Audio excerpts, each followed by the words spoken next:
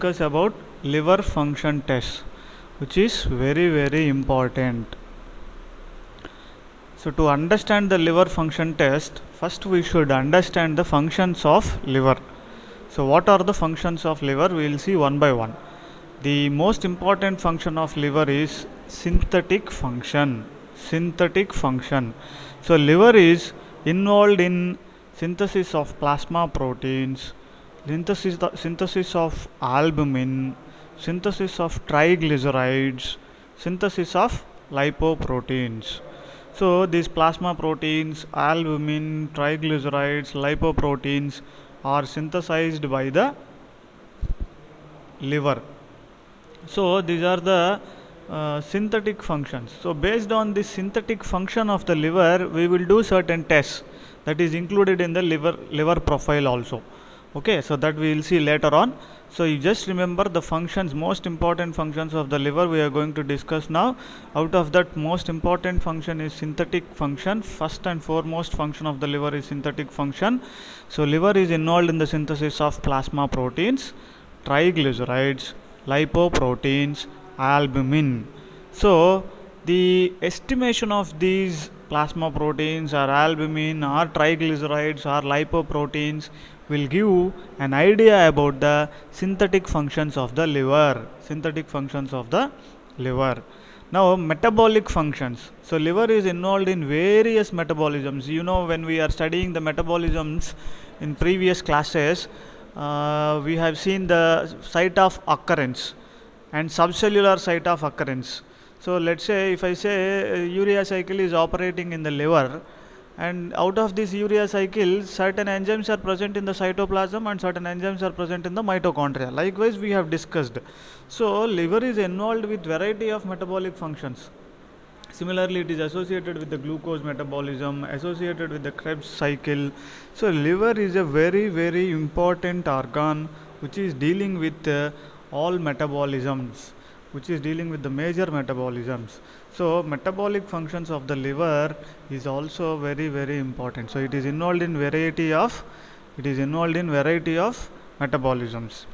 Next, detoxification. So liver is involved in detoxification of certain compounds like ammonia and certain drugs. The medicines which we take, they are also metabolized and detoxified by the liver. So some drugs during the process of metabolism, they may form certain toxic substances. So these toxic substances should be eliminated from the body, and this is called detoxification, and this detoxification is done by liver. Ammonia, you know that ammonia is formed during transamination reactions, okay, and during the catabolism of amino acids. Okay, so this ammonia is toxic to the body, especially to the brain cells. So this has to be continuously cleared from the nervous tissue. And should be detoxified into other compounds like glutamine or glutamate or to the urea formation. So liver is involved in detoxification reactions. Compounds like ammonia and certain drugs and their metabolites are detoxified by the liver. So liver is involved in detoxification of various compounds, and liver is involved in homeostasis also. And the liver stores all the fat soluble vitamins. You know that fat soluble vitamins are stored in the body in the liver. What are the fat soluble vitamins we have studied? A, D, E and K. So these vitamins are stored in the liver,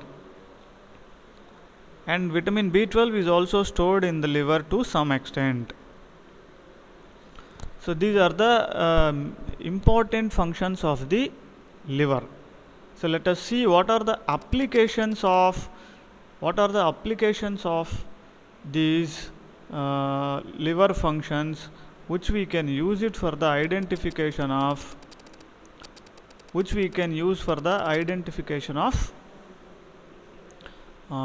liver functions. Like now we have understood that liver is involved in synthesis of albumin, synthesis of plasma proteins, synthesis of prothrombin, synthesis of lipoproteins, synthesis of triglycerides. So by estimating these parameters in the blood, we will come to an idea about the liver function. So these functions which we are using for the diagnostic purpose or screening purpose will give an idea about the organ liver, how it is functioning in that particular patient. So these functions of the liver, if we are using for the screening we can use it for the screening purpose, we can use it for the diagnosis purpose, we can use it for monitoring patient's progress and the response towards the disease, that is called prognosis. Then we can use it for the research purpose and evaluation of new methods. By understanding the functions of liver, we can go for the better and more reliable, sensitive, specific markers or tests for the identification of the disease. So liver functions applications, if you see, by understanding the functions of the liver, we can use various parameters of the liver functions for screening purpose, for diagnosis purpose, for prognosis purpose, for the research and evaluation of new methodologies and understanding the diseases. Okay, so these are the applications of liver functions. Now coming to the classification of liver function tests, liver functions are classified based on different criteria. We will be discussing one by one. The first classification is based on laboratory findings. So based on laboratory findings, the classification of liver function tests can be classified into 4 groups. Group 1 is based on the excretory function of the liver. So liver, you know that heme part of the hemoglobin undergoes degradation and produces bilirubin in the liver, and in the liver this bilirubin is conjugated to conjugated bilirubin and unconjugated bilirubin and conjugated bilirubin. Both the bilirubins are secreted into the bile juice, where it is stored in gallbladder. So this bile juice consists of these bile pigments, bile salts also. Bile pigments are nothing but bilirubin and biliverdin. So these are excreted into the bile juice, and from through the hepatobiliary duct, this bile juice is secreted into the duodenum and it helps in the process of digestion. So bile is excreted by the liver. Okay, so this comes under excretory function of the liver, which is placed in group 1. So group 1 of the liver function test is based on the excretory function of the liver, which is related with the bilirubin and excretion of bile salts and bile pigments into the bile juice. Next is group 2. Group 2 is based on the liver enzyme panel. So it includes 4 important enzymes. ALT means alanine transaminase, AST aspartate transaminase, ALP alkaline phosphatase, GGT gamma glutamyl transferase. Other than these 4 enzymes, we have one more enzyme called 5'NT. 5'NT means 5' nucleotidase. The third classification based on laboratory findings is group 3, that is estimation of plasma proteins, like total protein estimation, albumin estimation, prothrombin estimation by prothrombin time. So the estimation of plasma proteins also gives an idea about the liver function test, which is placed under group 3 class. And group 4 class is inclusion of special tests like ceruloplasmin, alpha fetoprotein, alanine aminotransferase. So these are special tests which are placed in group 4. Okay, so let us see one by one. We will be discussing about the liver function test based on the excretory function, based on the liver enzyme panel and plasma proteins. Okay, special tests we'll discuss later on. Okay, first 3 groups I am going to discuss under classification of liver function test. Now, second type of classification is based on clinical aspects. Again, based on clinical aspects, it is classified into three groups. Group 1 includes markers of liver dysfunction, which includes bilirubin, total protein, and prothrombin time. PT means prothrombin time.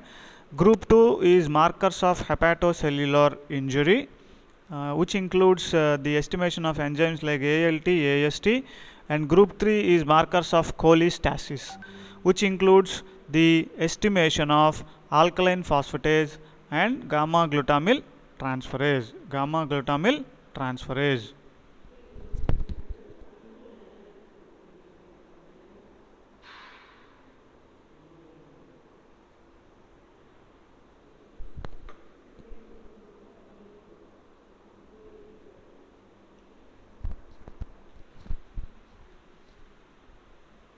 So, coming to the jaundice, three types of jaundice are there. Prehepatic. In this table, you can see the association of the bilirubin with the type of jaundice and the causes associated with. The second column is class of jaundice. You can see three classes of jaundice are there. That is prehepatic jaundice or hemolytic jaundice, hepatic jaundice or hepatocellular jaundice. Third type is post-hepatic or obstructive jaundice. So, prehepatic jaundice, the type of bilirubin which is important in prehepatic jaundice or hemolytic jaundice is unconjugated bilirubin. Causes for hemolytic jaundice includes abnormal red cells, antibodies, drugs and toxins. Abnormal red cells, antibodies, drugs and toxins. Thalassemia will discuss in the hemoglobin metabolism about these things. Hemoglobinopathies also we will discuss in when we are discussing about hemoglobin metabolism or heme metabolism. Okay, then Gilbert syndrome, Crigler-Najjar syndrome also are associated with the prehepatic or hemolytic jaundice. Second class of jaundice is hepatic jaundice or hepatocellular jaundice. In hepatic jaundice, the type of bilirubin which is significant is both conjugated and unconjugated bilirubin. This hepatic jaundice can be seen in viral hepatitis, toxic hepatitis, and intrahepatic cholestasis.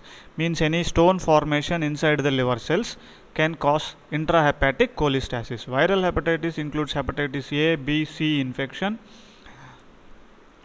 So, this can cause hepatic jaundice where we can see both conjugated and unconjugated bilirubin levels are elevated. The third class of jaundice is post-hepatic jaundice, also called as obstructive jaundice. The type of bilirubin that is increased in case of obstructive jaundice is conjugated bilirubin. Causes for obstructive jaundice include extrahepatic cholestasis, means outside the liver, from the liver to the gallbladder or from the gallbladder to the duodenum, there is hepatobiliary duct will be there. So, the stones that are formed like oxalate stones, carbonate stones, uric acid stones, they may precipitate and become like small pellets. So, they can cause obstruction to the flow of bile or bile secretions. So, in such cases it can cause extrahepatic cholestasis or formation of gallstones in the gallbladder or tumors of the bile duct. So, if any tumor that is developed in the bile duct can cause obstruction to the bile duct. Then carcinoma of pancreas. Any malignant condition to the pancreas like tumor formation in the pancreas can cause the increase in size of the pancreas, which can cause obstruction to the hepatobiliary duct, which can lead to obstructive jaundice. And lymph node enlargement in porta hepatis also can cause obstruction to the biliary duct. So, in such conditions obstructive jaundice can happen. Okay. So, in the obstructive jaundice what happens? There is normal function of the liver. Liver is producing the bile, excreting the bile into the gallbladder, but gallbladder is not able to release the bile which is released from taken from the liver, is not released into the duodenum. So as a result, what will happen? There is accumulation of bilirubin which can reflect into the circulation. So as a result, mostly the conjugated bilirubin level is increased in case of obstructive jaundice. So prehepatic jaundice, unconjugated bilirubin is elevated. Hepatic jaundice, both unconjugated and conjugated bilirubin are elevated. And in case of post-hepatic jaundice, conjugated bilirubin is elevated. So in this table, you can see the three types of jaundice and the type of bilirubin which is associated with the jaundice, and the reasons for the type of jaundice are mentioned in this table.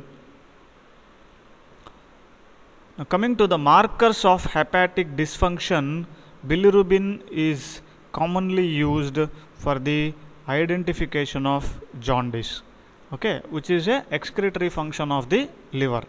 So if you see, the normal range of the bilirubin is 0.2 to 0.8 milligrams per deciliter. In certain labs they give up to 1.0 milligrams per deciliter.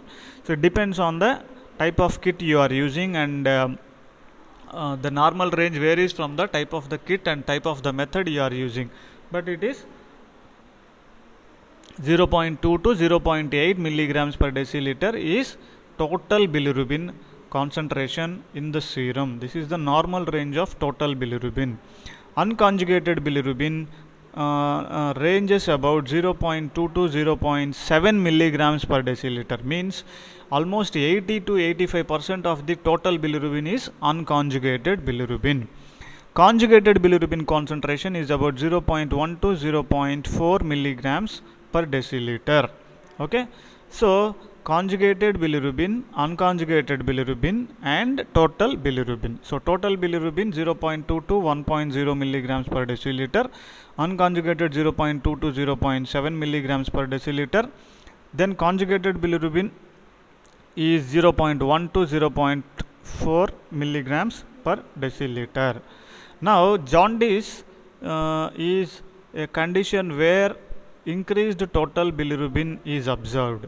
So that is why the common symptom in case of jaundice is yellow discoloration of the sclera. So the sclera of the eye becomes yellow in color. So this is because of the increased bilirubin concentration which is entering into the blood circulation and causes this yellow discoloration, because this bile pigment is yellow in color. Now, if the serum bilirubin concentration is greater than 1.2 milligrams per deciliter, then it is called latent jaundice. And if the serum bilirubin concentration is more than 2 milligrams per deciliter, then it is called clinical jaundice.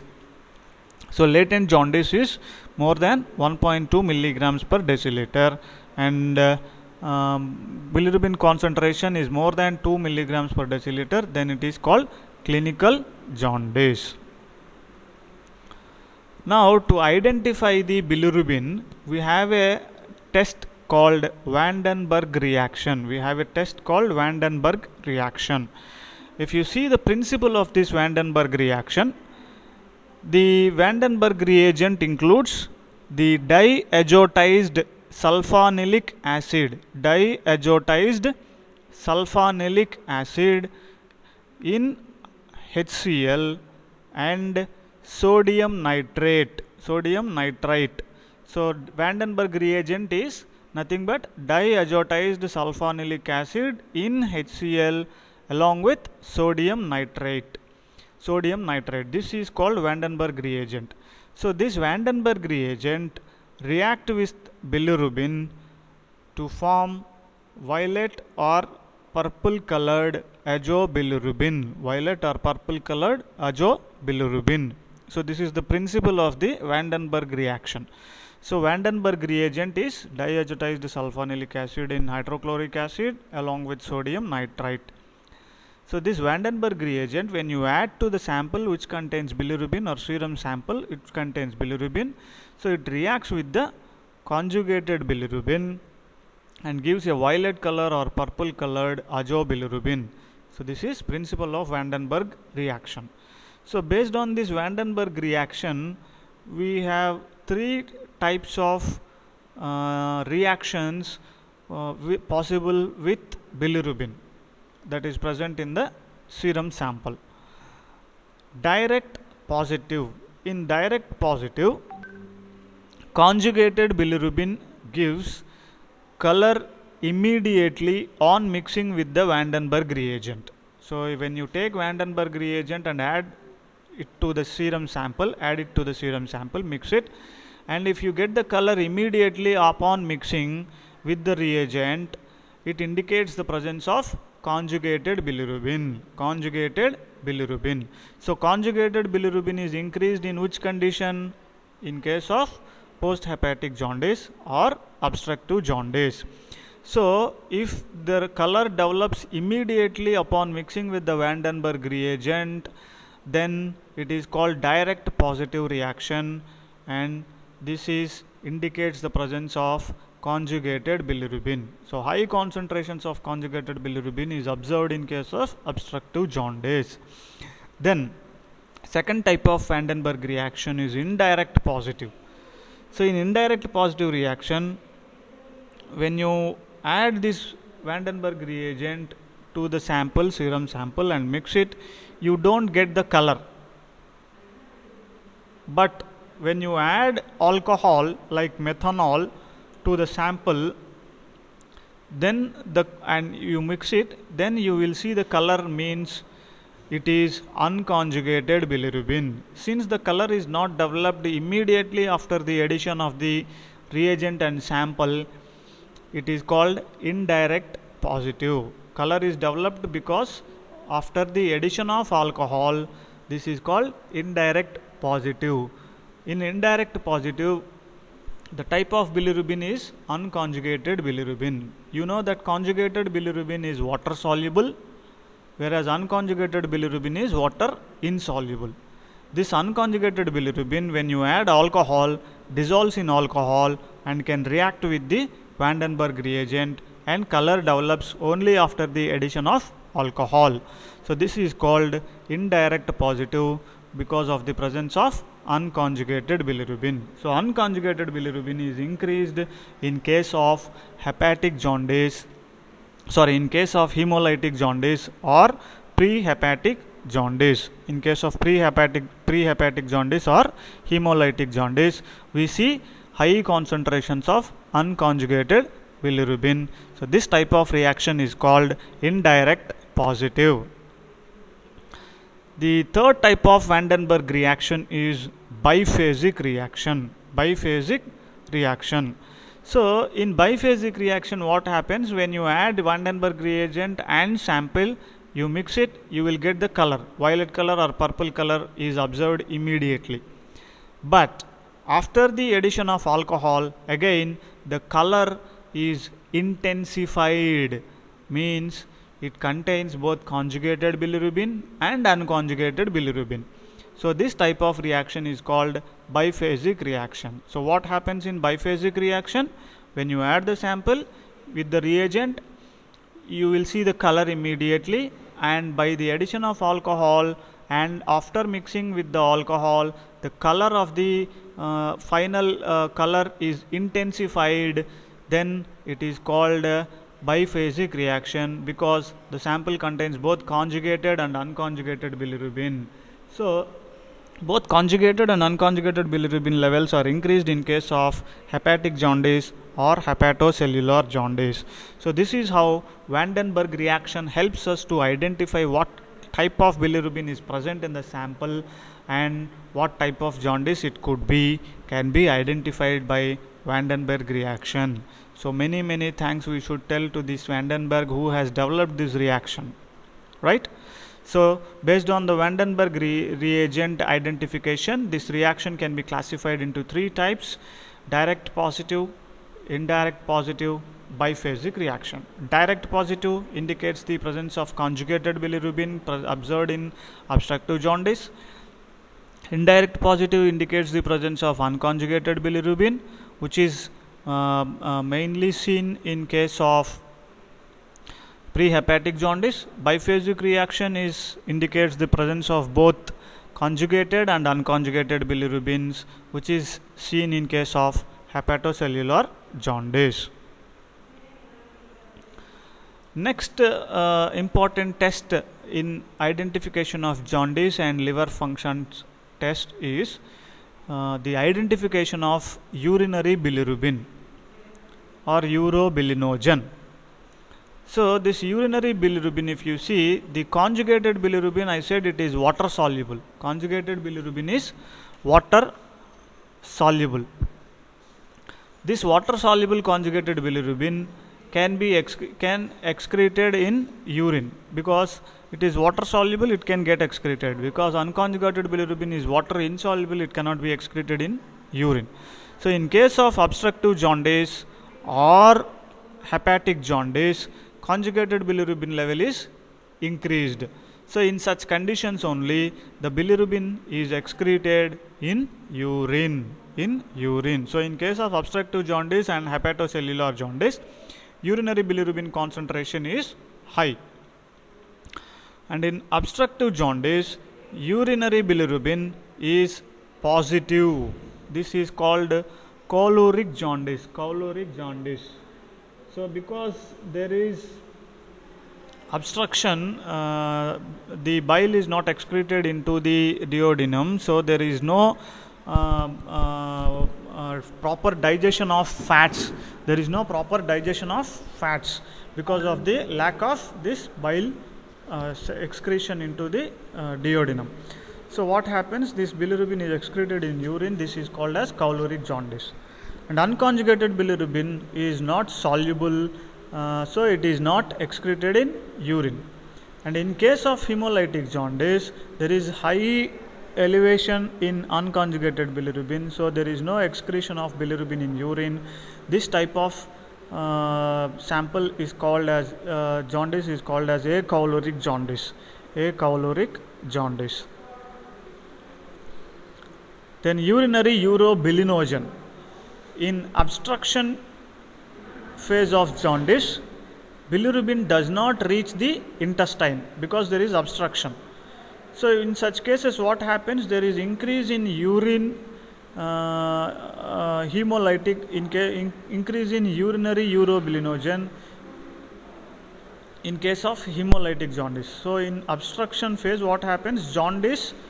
Obstructive jaundice, bilirubin does not reach the intestine, so there is obstruction. So what happens is bilirubin enters into the circulation and this is excreted in urine. Bilirubin. So urobilinogen is also seen in case of obstructive jaundice. And increased urinary urobilinogen is seen in hemolytic jaundice. And in hepatocellular jaundice, initially elevated, then decreases or disappears if obstruction sets in and appears after obstruction is cleared. So this urinary urobilinogen can be detected by Ehrlich's test. Now test urinary findings in jaundice you can see in this table. So pre-hepatic jaundice, so urobilinogen is present 2+, and hepatic jaundice or hepatocellular jaundice, urobilinogen is normal or decreased because there is obstruction, since this it is not excreted in into the duodenum. What happens? The bilirubin that enters through bile juice into the duodenum is, after the process of digestion, it is absorbed again into the through the portal circulation. It reaches the liver and enters the circulation. So this is filtered by the kidneys and is excreted in the form of urobilinogen. So in pre-hepatic jaundice there is more amount of bilirubin formation because of excessive hemolysis. So there is more amount of bilirubin which gets converted to urobilinogen and excreted in urine. So in case of hemolytic jaundice or pre-hepatic jaundice, there is urobilinogen 2+ or more. In case of hepatocellular jaundice, there is no obstruction and there is no excessive bilirubin formation, but only problem is with the liver cells which are metabolizing this bilirubin.